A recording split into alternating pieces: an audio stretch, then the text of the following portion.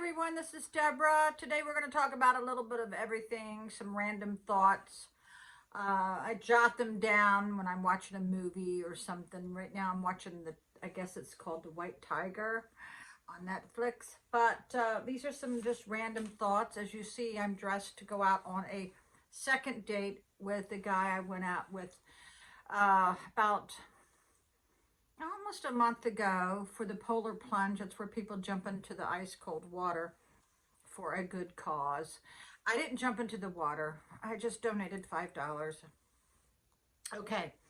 One thing that I remember is my sister, the one who's no longer on this planet, she was very different from me. I used to say that she was from a different planet because she definitely was. She was almost the opposite of me. When she was like 2 or 3 years old and I was like 5, getting ready to go into preschool, she would have a temper tantrum where she would hold her breath.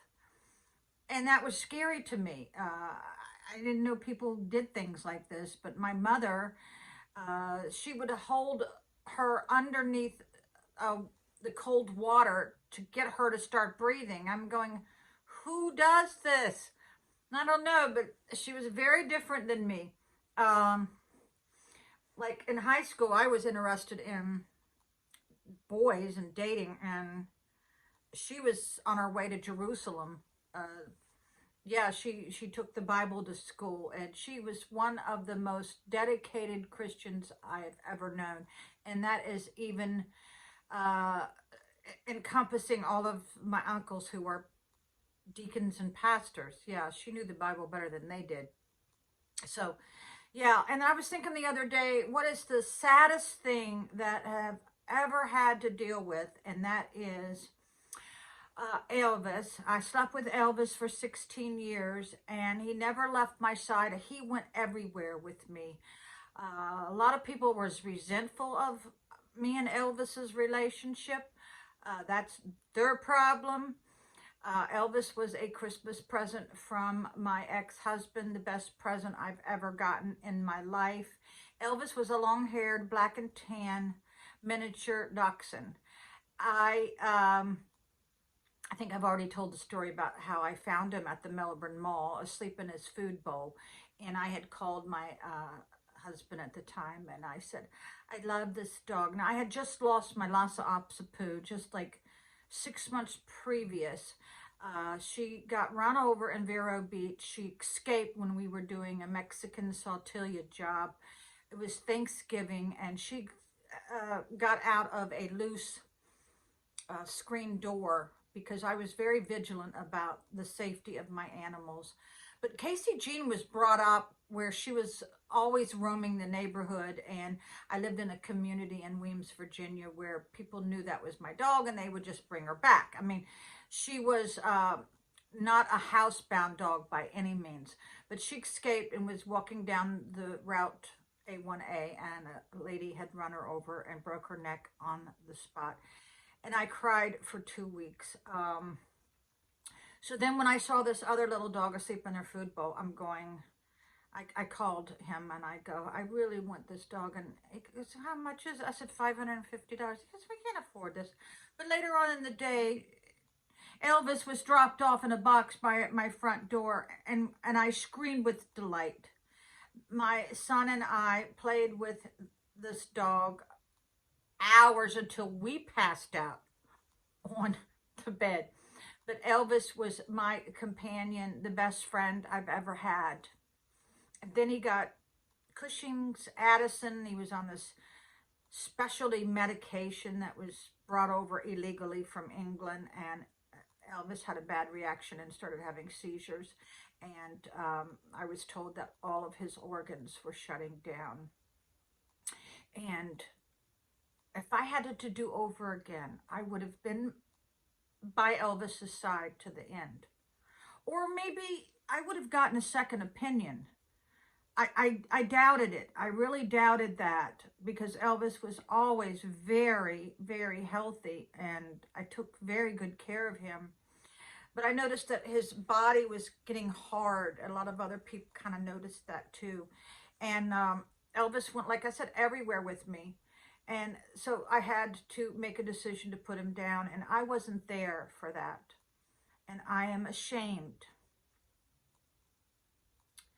I couldn't bear it. But that was the saddest part of my whole life, I think, right there. But now with family members that I've lost, you already kind of knew that they were going to pass. But Elvis, I only had a matter of just an hour or two to make this decision. Yeah, because my sister who passed had been sick for almost 20 years. My father always had a heart condition, and my mother had been in nursing homes for years. So, yeah, but Elvis was different. Another sad thing is during the initial stages of when I left my ex, my children ghosted me. They didn't talk to me for almost 6 months or even longer, and I think it was much longer.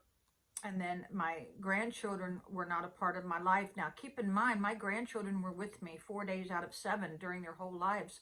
So if you can imagine how shocking that was to me, you know? God, I shouldn't be bringing this up, but whatever. I just prayed about it, and as time went on, they became a part of my life again. Because your children grow up so freaking fast, let me tell you. And your grandchildren, that's the ones that you really need to spend as much time as you can. Because now both of my grandchildren are in love, and I'm not that important anymore. So yeah. God, where are these tears coming from? I don't know.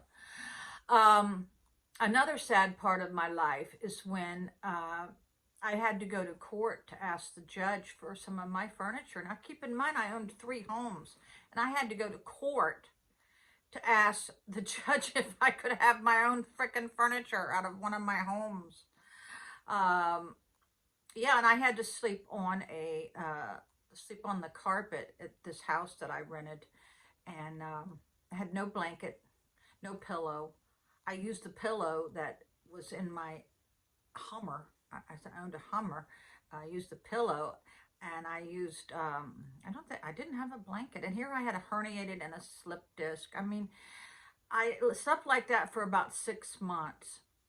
Yeah, and the pain was so bad. I don't know if any of y'all have spinal stenosis or degenerative disc disease, but the pain is, it encompasses everything that you do. I couldn't even bend over, you know. So, yeah, so that was one of the hardest parts of my life, is when I had to go to court to get furniture out of one of my homes. Yeah.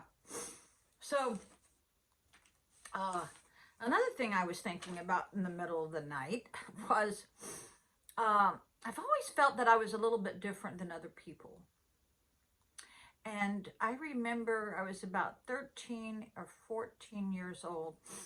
My parents, when they went in their bedroom and they shut the door, and they always locked it because we had 5 siblings, you knew not to bother them, okay? Because those times were very rare.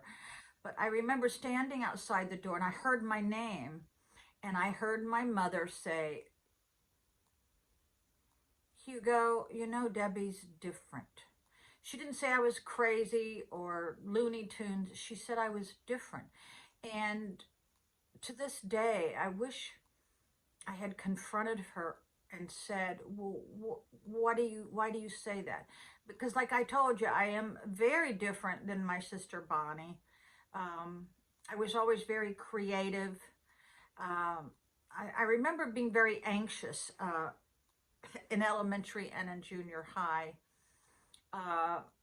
Yeah, once I fell in love with my ex in high school, I wasn't anxious anymore because I knew that we were going to be a couple and that we were going to be happily ever after, right? But yeah, when my mother said I was different, yeah, I wish I had, ask her that. And I wish I had sat down and talked to her as an adult and not as her daughter, because I would have found out other things.